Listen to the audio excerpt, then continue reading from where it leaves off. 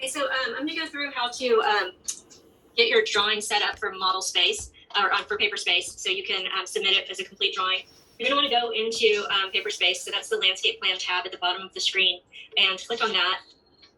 You'll have a viewport, and the viewport probably isn't going to fit all of your drawing at the scale that it started, so you can change the scale. It's at 1/4 of an inch. We can go down to 3/16 or 1/8 of an inch, so it's up to you. Set it at 3/16 for now. Or if you'd like to keep it at that other scale, you can go down to the landscape plan tab and right click and make a copy of this one. Create a copy. Okay. And then you'll have two, and you can do each one at the greater scale, but just do half. So it'd be like a match line. So let's say this one would be the first half, the front yard, and then the second sheet would be the same scale, but it would be the backyard. So those are a couple of different options depending upon the amount of information that you want to have in your plan. If you have a lot of legends or text or images, or you have a lot of detail particularly, you may want to have the larger scale and more space so you can spread it out a little bit. So I'll go ahead and leave it like this for now. I've taken a title block that I use on other projects, but what you could do is go to your template from our first project and use your keyboard and do Control-C and select these items, hit enter, and then go to your project and hit Control-V. So that'll bring those items in. You'll notice they're too small for the drawing. What you can do is scale them up. So you would scale, you probably don't want to scale the scale itself because that will change it, but you could make that larger. I just scaled it by 2, so move previous objects, and that's a lot closer to the scale that I wanted to work with. So those are a couple of different options for how to get a title block in your drawing. I have a little bit more information in this one, and you might want to take note of that because this is what I do typically use when working. I have the client's name, their address, their city, state, zip, the plan. So like if we're doing landscape plan, we'd have front yard versus backyard if we're dividing it, or it would just be landscape plan because we have only a single one. You put in your contact information, the scale, the date you're printing it, and how many sheets you have. So in this case, it's true. We have sheet 1 of 2, so we have 2 sheets. Always include a north arrow and a scale. So I'm keeping my scale at 1/4 of an inch equals a foot. But if you do change the scale, you need to go ahead and go in here and change that as well. So let's say you're doing 3/16. You'll need to go ahead and create the bar scale to work with that. So let's say we have 1 inch. So let's say we have a polyline. So we move over 3/16 of an inch. And that is 1 foot. So this little portion right here is 1 foot. And take that and copy it. Do 3, 4, 5, 6, 7, 8, 9, 10. You can go on as far as you want and continue to make a bar scale that reads how you want it to. So let's do a polyline from the midpoint over, and then hatch with a solid hatch every other one. Now we have a graphic representation of this 3/16 scale. And then you can go ahead and put the numbers over it. So 0, 1 foot, 2 foot, 3 foot, 4 foot, 5 foot. Probably just label the 5 foot and the 10 foot. Okay, so now you have the plan here. And if you want to add your legend in here, you can do a separate viewport. So to add a separate viewport, it's probably best to be on the viewport layer. So go ahead and click Make Current. So that's this stack of papers with a little circle on the top. Make that the current layer, so it says T viewport, and then type M view and draw a rectangle around the area that you want to work with. And you'll get another full viewport of your information, and you can double click inside and go to the area that you'd like to illustrate. It could be the legend. In this case, I'm doing the elevation, and because it's an elevation, I'm going to go ahead and set it to scale. The legend's not quite so necessary that it's to scale, but you do want the text to always be 1/8 of an inch when you are in paper space. So let's go in and we can do a DI for distance and just scale, draw a little line over the text, and it does show me that it's 1/8 of an inch tall. Now this one's a heading, so it is going to be taller, and that's normal, but the body of your text should be 1/8 of an inch tall. Otherwise it starts to kind of look comical. So this is, well, now that we have a plan and an elevation, we have a front yard elevation, we probably want to go ahead and do some text to label this as the plan.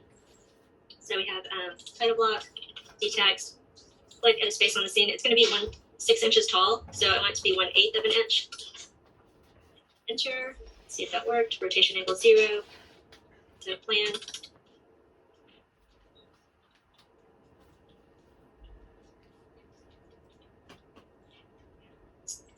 Oops, very small.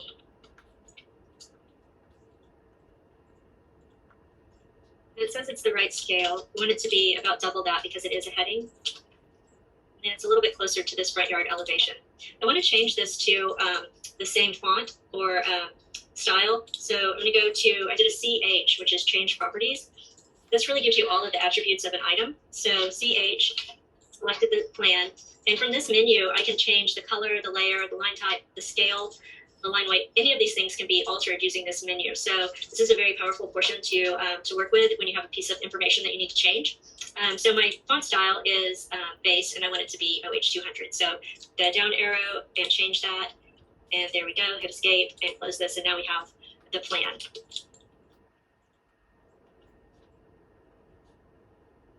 Okay, do you guys have any questions about that so far? Anybody? Okay. So then on this sheet, we'll have the plan, we'll have the elevation, and a legend for the planting.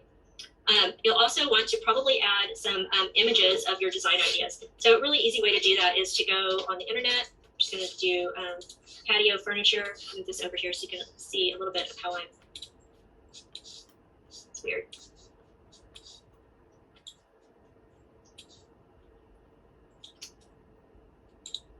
Okay, so let's say you find something that really suits your needs, what you'd like to use.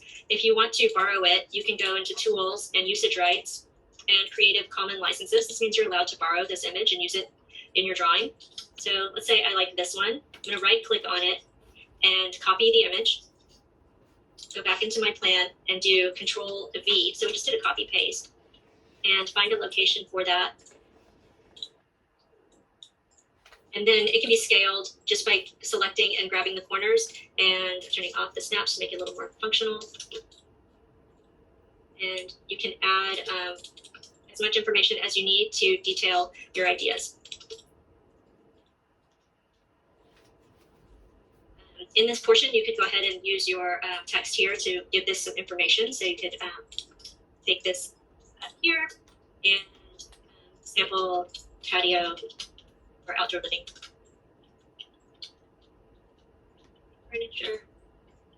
And if you want to, you could say the manufacturer or a way to get that that link, because right now it's just kind of an orphaned image, so you wouldn't know where that came from otherwise. Would you just put inspirational photo or call out the exact? So I usually call out the exact item and say this is, this name patio furniture from this manufacturer, just because I'll probably forget. So it's nice to have that in there, and I can change it if I want to. Okay, so that shows you how to put this information in. And then just before we stop this video, I want to go back through the assignment and make sure that kind of reiterated what we wanted to have in the assignment. So we're in assignment 6, and there's a lot of information here. You're supposed to use a template. Pretty much everyone has done that so far. You have a client, they have 2 children in PB, very walkable. They'd like some more separation between their home and the sidewalk, which would be a fence for planting, something along those lines, probably a short fence given that it's in the front yard. They're going to continue to play in the front yard and have areas where they can maybe gather with their neighbors, sit, play, and then some additional separation with the neighbor to the east. They would like street trees and more planting in the front yard and parkway. So that means you'd get rid of some of the artificial turf and turn some of those areas into planting, also hardscape for seating and spending time or playing. The backyard, they'd like to have entertaining groups up to 12 people. So that to me means you need to provide 12 seats, places for people to sit, maybe around a fire pit or even a table or outdoor living spaces. So you would have a group area. You want that to be on a hardscape, or it could be on artificial turf. It doesn't necessarily do well on artificial turf, but some sort of hardscape. This can be divided up if you choose, but you'll want to see, I want to see some sort of furniture or way or built-ins of ways that people can spend some time together. You don't need to include a barbecue because it's on the upstairs deck. The perimeter of the yard should have planting and trees. So generally it's good design to have a green barrier around you and not be staring directly at a fence or wall. It makes it more homey and you have your own private garden that way rather than just an enclosure. The driveway to the west is where they'd like to keep some beach toys and surfboards. You can move the gate to the south, and so that will give you more space that's secure behind the gate for them to store their toys. So there's an existing retaining wall, and in the plan there's elevation, so it shows you how many feet you're going up or down. There's a large hedge to the west, there's no screening to the east, and there's no screening along the alley to the north, which could be modified, probably should be, and artificial turf can be moved or modified. You wanted to show, so you guys are probably all the way through this, but go ahead and revisit the information in the portions that I segmented it out for the assignment part 1 first week. So give your design places for people to walk and rest and sit and show images of how that's going to occur. This could go back to your images that we just talked about, bringing some ideas off photographs that you can insert in this plan. Make sure that you're drawing a plan view of the furniture to scale. So, a chair needs to be approximately the scale of a chair that's you've decided. So if you pick one from Restoration Hardware, you can go in and it tells you the size of that chair. Draw it that size, put it on the plan, because some furniture is much larger than others, and you want to make sure that you're accommodating that space and giving area to walk around it. So after you've completed this space, go ahead and think through how you're walking through this space, what you're seeing around you, what's going on, so you can really understand and create additional areas if you need to for walking or dividing if necessary. The next portion was planting, so have some diversity of planting, trees, shrubs, ground cover, do vines. And I think we went through this last week, so that should be pretty easy to go from. And we have the planting sample spreadsheet you can use for some plant ideas. And you can choose to either do a conceptual planting plan that shows maybe graphic symbols and the idea of what you want, quantities, approximate sizes, or you can go and give actual plants and use a symbol for that as well. And put the planting information on their botanical name, common name, size, spacing, quantity on there. The next one we also went through as well, working on the elevation, and really this is just going to be adding to the front yard how your screening between the sidewalk and the front yard exists, and potentially how your street trees are going to look in front of their home. So those are really the 2 items that will show up in your elevation, unless you did some large overhead structure or something like that. Okay, so now this takes us to the 4th week, and we have gone through how to work in Paperspace to get your plan set up, getting it to scale, including additional viewports if necessary, changing the scale if necessary, including a north arrow and a bar scale or graphic scale. So those are helpful for all plans, and including the correct information in your title block. You can either use a title block you already have, scale it up, or create a new one, or some version of the 2. You can use what you have and add to it if you like. And then we have some examples in here for you to just go ahead and review. See what this one is. Okay. Yeah, so here's one. There's some it's a plan. This is all black and white. You can choose to do black and white or color. So if you do some hatches in color, it might differentiate this a little. Or this reads pretty well in black and white. We have some grays and some blacks and some whites, so you can tell where the lawn is versus hardscape areas. And some graphic images. Again, you can add some text under here, which is helpful. And I'm not sure why this isn't working very well. So on this legend, instead of doing call outs, I did numbers. So we have numbers 1 through 9. And then over on the left side is a hexagon that has a text in it for, like, say, number 7. Number 7 is existing trellis to be removed, extended, and replaced with Trex material trellis. Post to be sleeved with Trex material sleeving, existing concrete to be removed and replaced. So it's just generally in that area, this is what design idea is going to occur. So we have a north arrow, we have scale, we have date, again, scale and pages, name, and then residence. So that's one example. There's also several other examples for you in the assignment file for you guys to take a look at. Anybody have questions before I conclude this? Is it common to put the photos on the plans, or is it to have it separate? I do it on the conceptual plans. So I try to keep it to printing one sheet if possible. And that really gives the client an idea of imagery that I like and where it's going to go on the plan. By conceptual, does that mean it's not the master plan, is it? It is kind of your master plan, but it's really not what you're going to give a client. This is usually your first go. This is what I want to show you. And then I will sometimes include photos as we go on. A lot of HOAs like to see what you're doing, and especially light fixtures, patio furniture, fencing materials, hardscape materials. They like to be able to see that, so it is important to include it. It's just sort of a different context at that point. So yeah, all the way through. Do you work in a sequence of a conceptual and then a preliminary and then a master, or is a conceptual preliminary kind of the same thing? The conceptual and preliminary is kind of the same thing. Okay. So what I've done recently is I haven't had a whole lot of time to draw, so I did some hand sketches, and so that would be a preliminary. And then I would go ahead and take the feedback from those sketches and do something more like this in CAD with the images that we discussed and kind of agreed on. And then put that for a print that can be sent out for some preliminary bids from contractors. Yes? I understand that, tell me if I'm wrong, but if you call yourself, you're just a landscape designer, not a licensed landscape architect, your final drawing always has to just be conceptual because there's no specifications, right? Correct. So what you would want to do is keep it conceptual and maybe add a note on there to be performed, all work to be performed by a licensed landscape contractor. So that way they're taking the responsibility for knowing if these are actually going to work or not and how. You don't want to draw details of connections. So you don't really want to do that show concrete thicknesses with rebar, rebar spacing, rebar sizing, or connections on overhead structures and trellises, but you could do an idea of what you want it to look like. So this is what I'd like it to look like, and this is my design intent, but I'm not going to tell you which bolt to use because I could be wrong.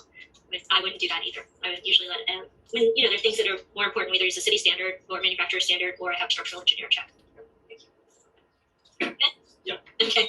All right.